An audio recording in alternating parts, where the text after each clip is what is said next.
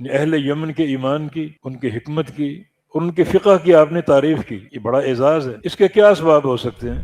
اللہ تعالیٰ سے سب سے دور ٹھکرایا ہوا، دھتکارا وہ بندہ کون ہے؟ جس کا دل سخت ہو۔ اگر یہ دل نصیحت کو دیکھتا ہے، سنتا ہے اور قبول نہیں کرتا، مانا دل میں کبر ہے۔ صحیح بخاری میں ایک حدیث ہے، نبی علیہ السلام نے ایک قوم یا ایک قبیلے کی تعریف کی کہ ایمان تو یمن کا ہے اور فقہ بھی یمن کی ہے، اور ایک حدیث میں حکمت بھی یمن کی ہے، یعنی اہل یمن کے ایمان کی، ان کی حکمت کی، ان کے فقہ کی آپ نے تعریف کی، یہ بڑا اعزاز ہے۔ اس کے کیا اسباب ہو سکتے ہیں؟ کچھ احادیث ہم نے جمع کی تو دو بڑے موٹے اسباب سامنے آئے۔ ایک صحیح بخاری میں حدیث ہے رسول اللہ صلی اللہ علیہ وسلم کی، جب آپ میدان خیبر میں تھے اور اہل یمن اسلام قبول کر کے آ رہے تھے، رخ ان کا مدینے کی طرف تھا، لیکن جب ان کو علم ہوا کہ نبی علیہ السلام خیبر کے میدان میں ہیں، بڑا خوش ہوئے کہ مسافت کم ہو گئی اور ملاقات جلدی ہو جائے گی، بلکہ زبان پر یہ الفاظ آ گئے، غدن نلقى الاحبہ محمد و حزبہ، کہ کل ہی پیاروں سے ملاقات ہو جائے گی اور وہ پیارے محمد کریم صلی اللہ علیہ وسلم اور آپ کے ساتھی اور آپ کی جماعت۔ نبی علیہ السلام کو خبر مل گئی اہل یمن آ رہے ہیں اسلام قبول کر کے، آپ نے ان کی آمد پر ایک بات ارشاد فرمائی، اتاکم اہل الیمن وہم ارق الناس افئدۃ والینہم قلوبا، تمہارے پاس یمنی صحابی آئے، یمنی لوگ آئے ہیں اہل یمن، ان کا وصف کیا ہے، خوبی کیا ہے؟ یہ سب سے زیادہ نرم دل ہے، ان کے دلوں میں رقت ہے، خشیت ہے۔ رقت اور خشیت کا معنی قبول حق کا جذبہ۔ اگر دل میں کبر ہو، سختی ہو، درستگی ہو تو وہ دل نصیحت قبول نہیں کرتا، بلکہ دل کی نرمی جو ہے اور رقت قلبی جو ہے، یہ ایک وصف ہے ایک بندے کا کہ جو ہی حق اس کے سامنے آئے گا فوراً قبول کر لے گا۔ تو اہل یمن آئے ہیں، بڑے نرم دل، بڑی دلوں میں رقت ہے ان کے، اور یہ ان کا ایک امتیازی وصف ہے، کیونکہ رقت کے مقابلے میں دل کی خشونت ہے، دل کی سختی ہے۔ اللہ تعالیٰ سے سب سے دور ٹھکرایا ہوا، دھتکارا وہ بندہ کون ہے؟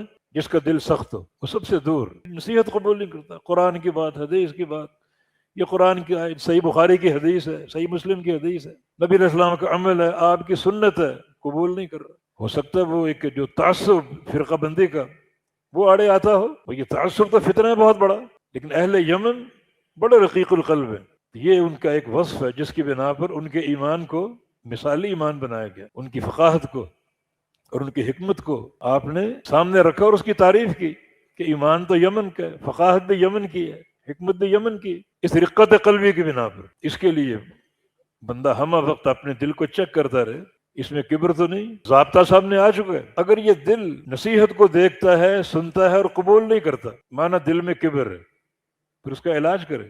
بات ہو رہی تھی اہل یمن کے ایمان کی تعریف کی، اس کا ایک سبب ان کے دلوں کی استقامت، دلوں کا سداد، رقت قلبی اور ان کی خشیت اور انابت اور قبول نصیحت کا جذبہ۔ ایک اور حدیث مسند احمد وغیرہ میں نبی علیہ السلام نے یمن کی طرف اشارہ کیا، میں نفذ الرحمن یمن کی طرف پاتا ہوں، یعنی زائل کرنے کی توفیق، صاف کرنے کی توفیق میں یمن کی طرف پاتا ہوں۔ یعنی جو حق پر تکلیفیں آتی ہیں، فتنے آتے ہیں، بدعات کی الغار ہوتی ہے، گمراہیاں پھیلتی ہیں، اہل یمن ان فتنوں کی سرکوبی کے لیے، ان کے ازالے کے لیے سب سے پیش ہے۔ ان کا یہ وصف ہے، جو جاہلیت رونما ہو وقت کی، اہل یمن مستعد ہیں ان کے قلع کما کے لیے۔ یہ دوسرا سبب ہو گیا، یہ اہل یمن کا ایمان قابل تعریف کیوں ہے؟ ان میں یہ وصف ہے کہ وقت کی جاہلیت کو پہچانتے ہیں اور اس کی تفنید کے لیے ہمیشہ تیار رہتے ہیں۔ اگر آپ کتب رجال نکالیں، ایک لمبی فہرست آپ کو ملے گی یمنی محدثین کی، یہ سلسلہ چل رہا ہے، آج تک موجود ہے۔ قرن سابق میں